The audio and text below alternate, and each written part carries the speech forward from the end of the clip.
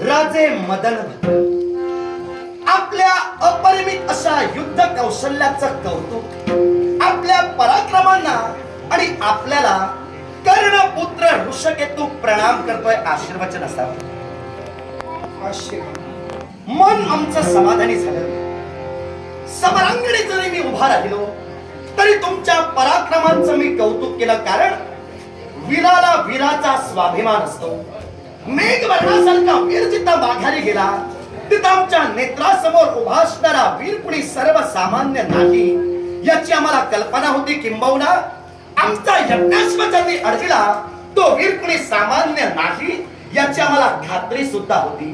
पण तरी सुद्धा कर्णपुत्र ऋषकेतू आपल्या समोर उभा राहिला याच्या मुळाशी कारण आहे. माझी एकच प्रांजळ विनंती आपल्याला, पांडवांनी अश्वमेध यज्ञाला प्रारंभ केला. हे धर्म कार्य पांडव करताय, तेव्हा या आमच्या धर्म कार्यात आपण कुठेतरी हातभार लावावा. जो यज्ञाश्व आमचा तुम्ही बंदिवान केला त्या यज्ञाश्वाची मुक्तता करून या आमच्या धर्म कार्याला तुम्ही सहकार्य करावं अशी आमची इच्छा आहे. यापूर्वी आलेला वीर जरा वेगळ्या अंदाजाचा होता, कारण घटोत्कच पुत्र म्हणजे त्यांचं राहणीमान वगैरे सगळं मला कळलं. पण गिरवाण भाषा जास्त त्यांच्या समोर मी बोललो नाही. पण पांडवांनी पृथ्वी दिग्विजयासाठी वारू सोडिला, ज्याच्या माथी पत्रिका लिहिली. पण यापूर्वी सुद्धा प्रभू रामचंद्रांनी अश्वमेध यज्ञ केला.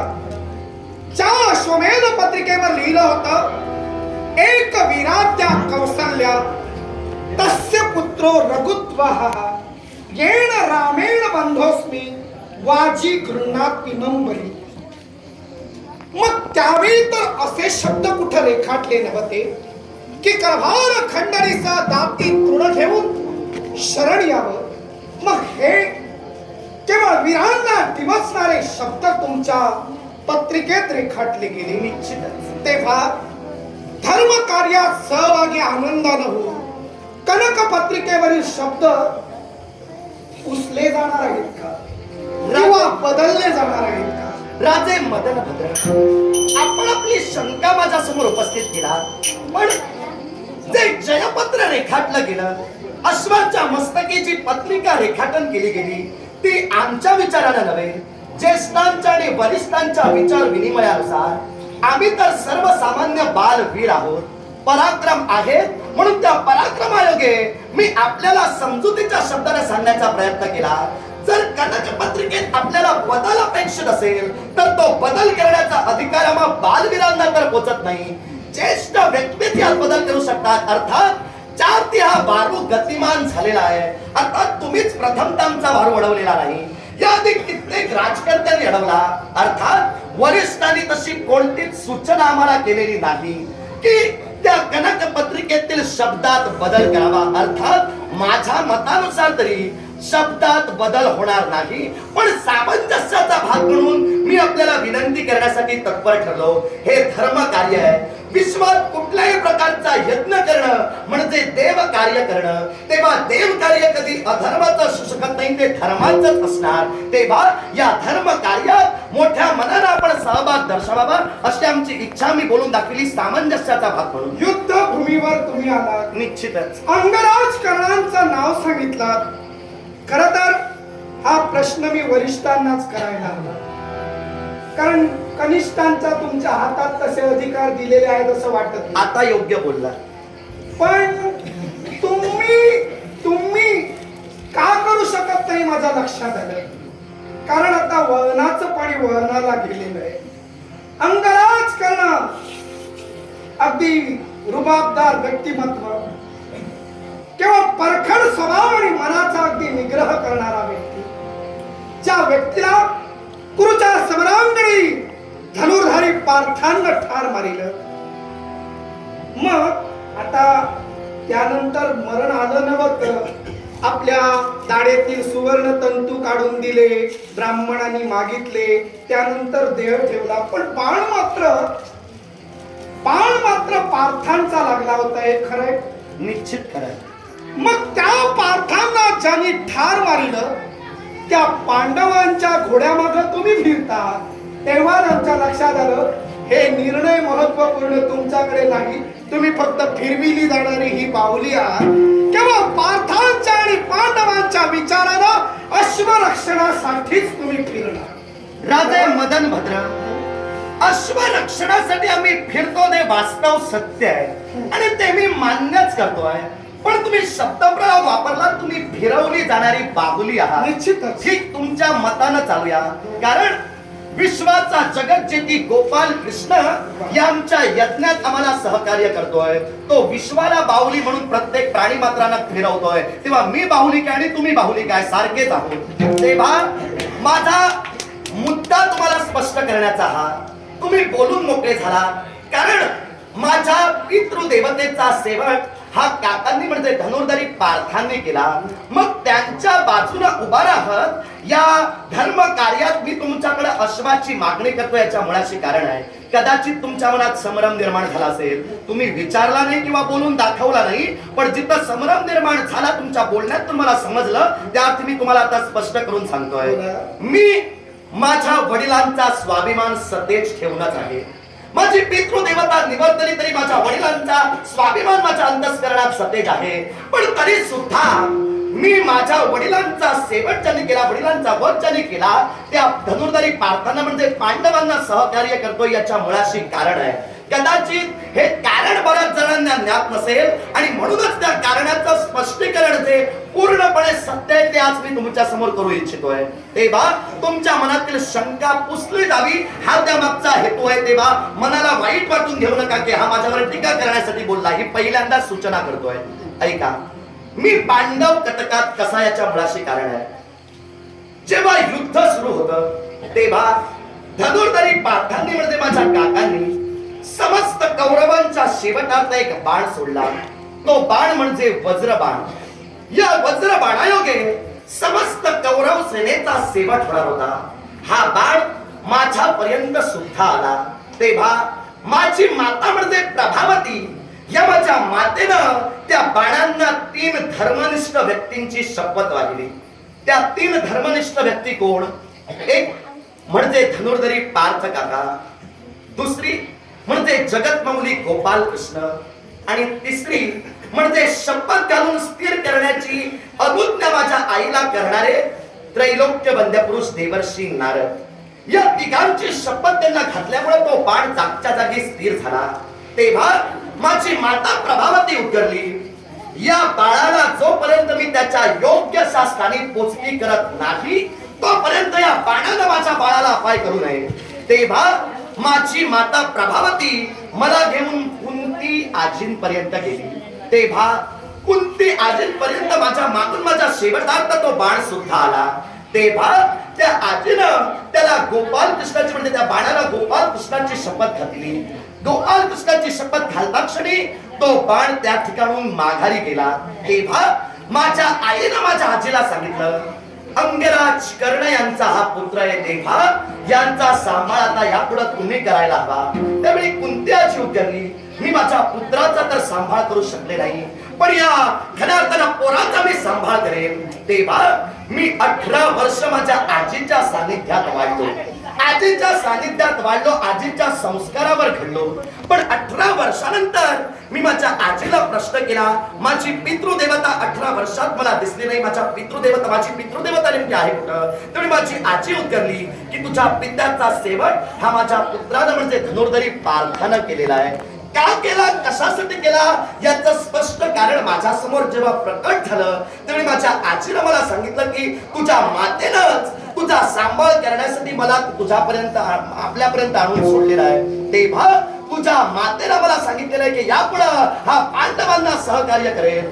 तेव्हा त्या क्षणाला त्रैलोक्य वंद्यपुरुष देवर्षी नारद मुनी उपस्थित झाले आणि नारद मुनींनी खऱ्या अर्थानं मला आशीर्वचन दिलं, बाळ ऋषकेतू तू अक्षय विजयी होशील. आणि त्यानंतर माझी दुसरी माता म्हणजे द्रौपदी माता, या द्रौपदी मातेनं आपल्या केसात असणारा एक धनुष्य, जो धनुष्य द्रौपदी मातेला त्यांच्या वडिलांनी म्हणजे द्रुपद राजांनी दिला होता, तो धनुष्य पुत्र म्हणून मला त्यांनी दिला. अर्थात पुत्राचं प्रेम ज्या आईनं मला दिलं आणि माझ्या आईला सांगितलं की हा पुत्र हा ऋषकेतू यापुढं पांडवांसाठी आपलं जीवन व्यतीत करेल, त्या माझ्या आईचे शब्द प्रमाण मानून मी पांडव कटकात आलो. काय शंका असेल तर असा विचारा. वृषकेतू अगदी सहज गतीनं आम्हाला सांगितलं आणि तो केसातील बाण दिलेला होता तेही आम्हाला कळलंय. कारण आमचा तिसरा नेत्र, तिसरा डोळा राजाचा म्हणजे गुप्तहेर आमचे खरेच अभ्यास होईल आणि चांगल्या वार्ता आणतात. तेव्हा पांडवांच्या सर्व वार्ता आमच्याकडे आहेत आणि तुम्ही सुरुवातीला म्हटलात ते आधी पकडूया, पुढचं नंतर पकडूया. सुरुवातीला म्हणाला मी तुम्हाला बाहुली म्हटलं कारण मी शब्दावर वाक्यांवर लक्ष ठेवून बोलतोय. तसा परमेश्वर जगत माऊली गोपाल कृष्णाच्या आम्ही सर्वच बाहुल्या आहोत. नक्कीच आम्हा सर्व बाहुल्यांना तो ईश्वर खेळवतोय. मग तो माझा शिव असो वा तुमचा नारायण अर्थात कृष्ण असो. मग सांगावो, प्रत्यक्ष विश्वाचा परब्रह्म जगत माऊली गोपाल कृष्ण ज्यांच्या पाठीशी उभा आहे, ज्यांच्या सोबत उभा आहे, ज्यांच्या हाताला पकडून चालतोय, त्यांना आधी गोत्र हत्येचं पाप लागलंच कसं? याला कारण आहे केवळ त्यांना अश्वमेध यज्ञ करण्याची गरजच का भासली? प्रश्नाचं उत्तर मिळेल. बोला. रास्त शंका उपस्थित झाली. कुरुक्षेत्राच्या रणभूमीवर 18 दिवसांचं महाभारतीय युद्ध पूर्ण झालं. तेव्हा ज्यावेळी धर्म काकांच्या अंतस्करणी शैल्य निर्माण झालं, ते शैल्य कोणतं? राज्य मी बैसता आपण, म्या मारिला गुरु ब्राह्मण, म्या मारिला कर्ण दुःशासन, दुर्योधन राजा म्या मारिला. ही अगतिकता ज्यावेळी आमच्या धर्म काकांच्या अंतस्करणी निर्माण झाली, त्यावेळी अगतिकता त्यांनी वरिष्ठांसमोर बोलून दाखविली. त्यावेळी त्यांच्या मुखातून शब्द बाहेर पडले, वरिष्ठांच्या मुखातून. जी गोत्र हत्या झाली म्हणजे आप्त इष्टांचा जो सेवक झाला, जो नरसंहार झाला, त्यायोगे हे पातक तुला छळण्यासाठी तत्पर ठरताय. तेव्हा खऱ्या अर्थानं व्यास महंतांनी सूचित केलं, जर या तुझ्या अगतिकतेपासून जर तुला मुक्ती हवी असेल तर त्यावरचा एकच पर्याय, आणि तो पर्याय कोणता? तर अश्वमेध यज्ञ. आणि म्हणूनच माझा प्रश्न तो नव्हता. विश्वाचा परब्रह्म तुमच्या सोबत असताना तुम्हाला केवळ अश्वमेध यज्ञ पुण्य संचयासाठी करावा लागतो, हे दुर्दैव. शिवाय माझा सुद्धा तू म्हणालास किती वर्ष, किती कालावधी कुणाकडे, आजीकडे राहिलास, कुठं राहिलास? महाभारती युद्ध संपलंय कधी? महाभारती युद्धानंतर गोत्र हत्येचं पातक आलंय डोक्यावर कधी? त्यानंतर चैत्र पौर्णिमा राहिली कधी उभी? चैत्र पौर्णिमेला तुम्ही अश्व सोडलात कधी? तेव्हा कालमापन हे दिवसाची मोजणी तुम्ही करा, ती मदनभद्र करणार नाही. पण ज्या पांडवांनी प्रत्यक्ष आराध्य दैवत आपलं या विश्वात गोपाल कृष्ण मानिलं, गोष्ट रास्त, निश्चित रास्त, देवाशिवाय कुणी श्रेष्ठ नाही. मग काय हो, जेव्हा तुम्ही अश्व सोडिलात तेव्हा तुमचा अश्व बाहळिक वनाच्या ठिकाणी एका गणपती मंदिराकडे गेला आणि मंदिराला जाऊन चिकटला आणि तो गणपती स्वरूप झाला. तो अश्व दिसेनासा झाला. याला जबाबदार कोण? या तुमच्या प्रश्नाचं उत्तर देईल. जबाबदार कोण या प्रश्नाचं रास्ताच उत्तर देईल. पण राजे, जसं तुम्ही बोलून केलात की तुझा पहिला मुद्दा मी धरून चालतोय, तसा आता तुमचा एक मुद्दा मी पकडला, तो तुम्हाला सांगतोय. तुम्ही काय सांगितलात? दिवसाची मोजणी आणि कालमापन तुम्ही करा, आम्ही करणार नाही. तुम्हाला कालमापन करण्याचा प्रश्नच येत नाही, कारण तुम्ही किती दिवस युद्ध कराल, पण आम्हाला 1 संवत्सर एवढ्या कालावधीत हा यज्ञ पूर्ण करायचा आहे. तेव्हा दिवसाची मोजणी करणं आम्हाला रास्ताच आहे. मी ती मोजणी म्हणालो नाही. मगा तू म्हणालास मी कुणाकडे राहत होतो, किती वर्ष राहिलो, पितृदेवता निवर्तनानंतर काय घडलं, त्यासाठी ठळक मुद्दा स्पष्टीकरण करून सांगितला की चैत्र पौर्णिमेला आरंभ झाला, मग मधल्या कालावधीत किती दिवस होते, तू कुठं राहिलास, काय केलास ते तुमचं तुम्ही नंतर कालमापन करा. स्पष्टीकरण केलं याचा अर्थ असा नव्हे, ते सिद्धांताला स्पष्ट होणं गरजेचं आहे. मग तुम्ही जर सिद्धांताला स्पष्ट करून बोलत असाल तर तुमचा मुद्दा सुद्धा सिद्धांतालाच मी स्पष्ट करून सांगेन. सांगा. मी माझ्या जीवनात घडलेली घटना तुम्हाला सांगण्याचा प्रयत्न केला, पण त्यानंतर तुम्ही शंका उपस्थित केलात की आज आमचा अश्व एका गणपती मंदिराला जाऊन चिकटला. गोष्ट सत्य तुम्ही सांगितलात, त्याबद्दल वाद नाही. तेव्हा जे सत्य आहे ते सत्यच मी मानणार आणि जी अडचण आहे ती अडचणच आहे म्हणून सांगणार. काहीतरी खोटं सांगून मी माझी बाजू तुमच्या समोर स्पष्ट करणार नाही. तुम्ही बोललात ते रास्त बोललात. बालिपणाच्या ठिकाणी आमचा अश्व ज्यावेळी गेला त्यावेळी हा अश्व एका गणपती मंदिराच्या ठाई गेला. गणपती मंदिराला म्हणजे गणेश मूर्तीला त्या अश्वानं प्रदक्षिणा घातली आणि त्या गणेश मूर्तीला तो अश्व आपलं अंग घासू लागला. त्यावेळी घडलं काय, हाच अश्व हा त्या ठिकाणी त्या गणपती मंदिराला चिकटला आणि त्यायोगे तो गणपती मंदिराला चिकटून राहिला आणि थेट गणपती सारखा दिसू लागला. तेव्हा घडलं काय, या गोष्टीची वार्ता ही पार्थ काकांना आमच्या सेनेकडून कळविण्यात आली. त्यावेळी पार्थ काका तिथपर्यंत आले. नेत्रासमोर असणारा प्रमाद हा भयंकर होता. यातून मुक्तता कशी मिळवावी यासाठी माझे काका चिंतेत असताना एक दासी तिथपर्यंत आली. एक वयोवृद्ध होतीच म्हणा, दासी म्हणू नका. ती कुणाचीच नव्हती, आम्हाला कळलं. सांगू, सांगा. ती तिथपर्यंत आली. तेव्हा त्या धनुर्धारी पार्थ काकांनी तिला सांगितलं आमच्यावर हे संकट निर्माण झालेलं आहे. तेव्हा या संकटातून आम्हाला मुक्तता हवी आहे, तरुणापाय सुटत नाही. तेव्हा ती उद्गरली. काही अंतरावरच हिंगुला मातेचं मंदिर आहे. तेव्हा हिंगुला मातेपर्यंत तुम्ही चला, तुमचं गाऱ्हाण त्या देवीला सांगा आणि त्यावरून खऱ्या अर्थाने तुमच्या या प्रसंगावर तुम्ही तरणोपाय काढून घ्या. तेव्हा साऱ्या सैन्यासह पार्थ काकांनी हिंगुला मातेची आराधना केली.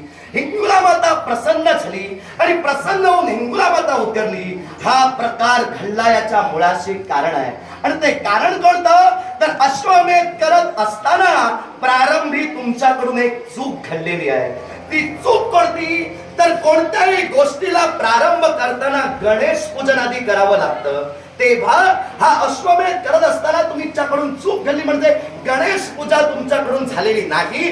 हा महागणपतीचा कोप झाल्यामुळं त्या गणेश मूर्तीला तो अश्व वज्रालेप होऊन चिकटलेला आहे. तेव्हा त्या पुढं काय घडलं, तर तिला तरणोपाय विचारला. तेव्हा ती हिंगुला माता खऱ्या अर्थानं भगवान गणेशांना तिथं पाचारण करती झाली आणि हिंगुला माता तिला सांगू लागली, बाळ गणेशा, या विश्वाच्या ठाई हा यज्ञ जो आहे तो गोपाल कृष्णाचा आहे. अर्थात गोपाल कृष्णाचा यज्ञ म्हणजे पर्यायानं आमचाही तो यज्ञ आहे. तेव्हा मी माता म्हणून तुला सूचित करते, जा तुझा कोप सोड आणि पांडवांना सहकार्य करण्यासाठी चिकटून राहिलेला हा अश्व, या अश्वाची मुक्तता कर. तेव्हा भगवान गणेशांनी अश्व मुक्त केला. मग वृषकेतू, मी विचारत असताना प्रश्नात एक सखोलता तुमची स्पष्टीकरण होत होती की व्यास महंतांनी सांगितलं, गोपाल कृष्णाने अश्वमेध यज्ञ सांगितला, व्यास महंतांनी सांगितला, त्या ज्येष्ठांना हे धर्मकार्य पवित्र कार्य सुरू झालं. मग त्या ज्येष्ठांनी अश्वमेध यज्ञ आरंभ करताना प्रथम पूजेचा मान ज्या आराध्य दैवत गणपती गजाननाला दिला, त्या गणपती गजाननाची प्रथम पूजा करावी हे तुमच्या पुरोहितांनी सांगितलं नाही, गोपाल कृष्णाने सांगितलं नाही, व्यास महंतांनी सांगितलं नाही. शिवाय त्यांचा सोडाच, वास्तविक मी तर म्हणेन ते भगवंत आहेत, त्यांनी कसोटी घेतली असेल, पण तुमच्या ज्येष्ठांना सुद्धा लक्षात आलं नाही. कारण अहंकार भारताचे भारतेश्वर झाल्याचा, केवळ कौरवावर विजय मिळवण्याचा, म्हणूनच या विश्वातील आराध्य दैवत गणपती गजाननाला विसरला. म्हणून तुमचा अश्व केवळ गणपतीला चिकटला, त्या मंदिराला चिकटला आणि गणपती स्वरूप झाला. म्हणजे पांडव अहंकारी झालेत, म्हणूनच केवळ गणपतीचा कोप झाला. विश्वाचा परब्रह्म गोपाल कृष्ण असताना एक तर तुम्हाला अश्वमेध यज्ञ करावा लागतो आणि दुसरी गोष्ट म्हणजे काय, तर केवळ गणपतीचं तुम्ही नामस्मरण न करता, गणपतीची पूजा न करता सोडता. म्हणजे पांडवांचे धर्मकार्य कसं आणि या धर्मकार्यात आम्ही सहभागी दर्शवावा का दर्शवावा? राजे मदन भद्र, तुम्ही बोलून मोकळे झालेला पांडवांचा अहंकार होता. जर तुमच्या मताने तो अहंकार आहे तर तुमच्या मताने तुम्ही अहंकार म्हणून चाला.